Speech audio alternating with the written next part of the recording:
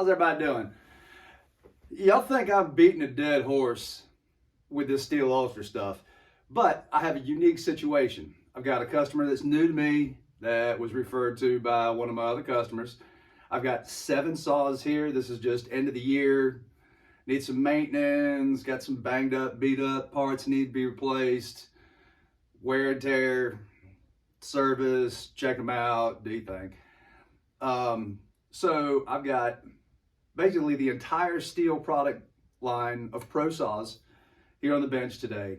So I pulled all the mufflers, and every last one of these has Stihl Ultra in it.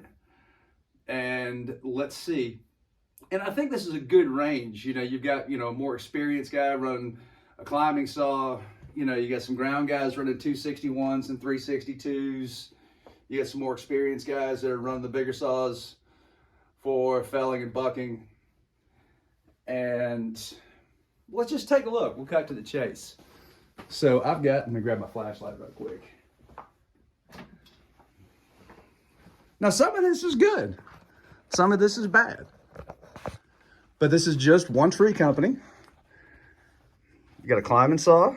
This is so all of these are M-tronic, okay? So these are computer controlled and tuned. Optimum.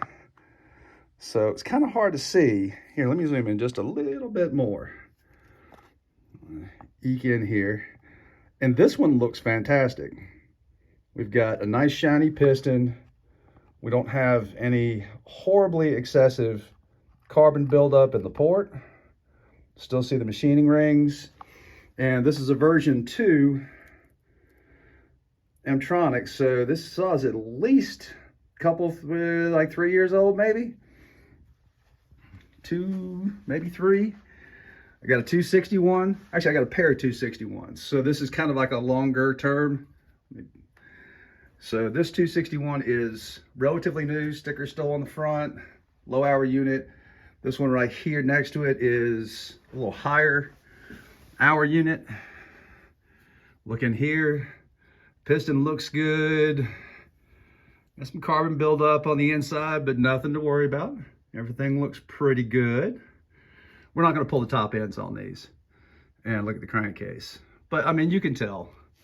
There's not any dirt in the torque screws, so she doesn't have a whole lot of wear and tear. Here's one that's got some more use in it. And if we look at the floor of the intake port, the sides, we've got a pretty good amount of carbon buildup in here. Let's move on to our 362. Now, accuracy, the exhaust port's a little cleaner in here. Very little buildup, but we've got coking on the piston. Doesn't seem to be like anything's hurt. Spark screen's all nice and tidy. I got a 500i. You get the light just right so you can see. Piston looks fantastic. Exhaust port looks very good. I don't know what that is. Looks like somebody was in here goofing around. Same thing on this side. I don't understand that. But I think this saw is 1.5 years, 2 years old.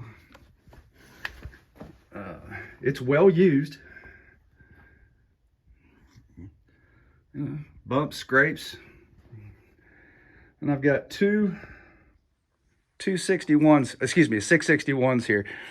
This one, if you ever want to know when your saw was made, here, let me climb over here and look. And we'll zoom in. You'll see, where we at? Date of manufacture, 0319. Bear in mind, your 661 is not going to get used every day. And this one is, where we at? 7 of 13. This is a very early 661. Let's see how this looks. Don't worry about this shiny stuff right here. That's just the exhaust gasket or parts of it. It's not metal. But need a little bit more light in here. And you'll see that coking and carbon buildup on the top of the piston. A few carbon scratches in the piston. Not horrible, but definitely noticeable. The rest of the exhaust port looks not too bad. Some buildup. And this poor soldier from 2013, that's terrible. I mean, I don't know how else to put that. We're gonna need a new piston. That is rough, rough, rough, rough.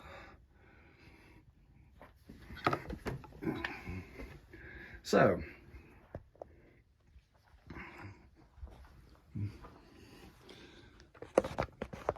what we're going to talk about now. I think I'll just leave that right there. I think we can all say, I think what sits here on the bench speaks for itself. I've heard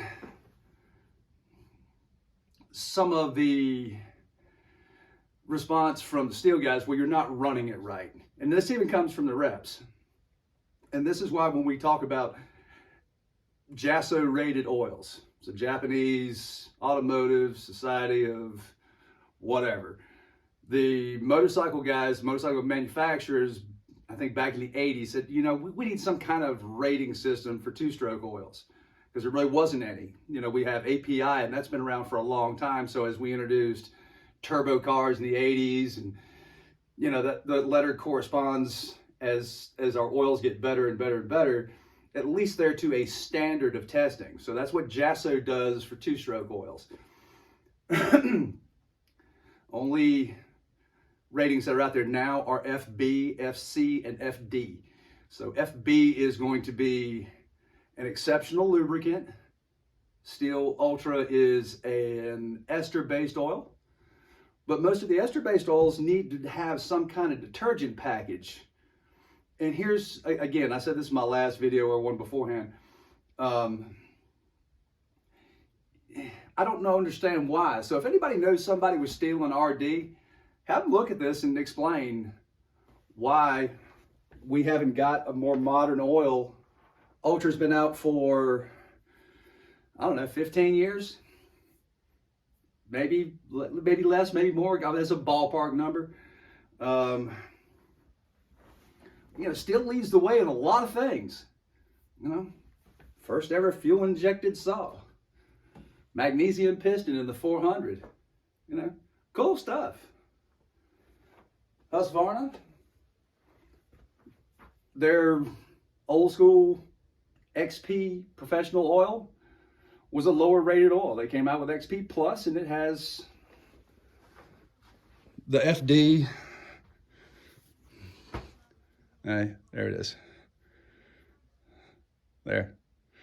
It's a top tier rated oil. So they reformulated their Pro oil to not sacrifice any lubrication, but have a better detergent package so we don't run into stuff like this. Obviously there's some instances where it runs well, but you know, you shouldn't be beholden to have to run your equipment right to make sure that you don't end up with this kind of carbon buildup. So that's my 2 cents. You guys chime in, tell me what you think. And again, if somebody knows somebody in R&D with Stihl, because I asked at TCIA back in November, and I said, hey, have you got any new two-stroke oils in the pipeline? And they said, no, why? And I was like, well, you know, occasionally there's some issues with it. Ah, they're not running it right. Okay. So, there it is. Discuss.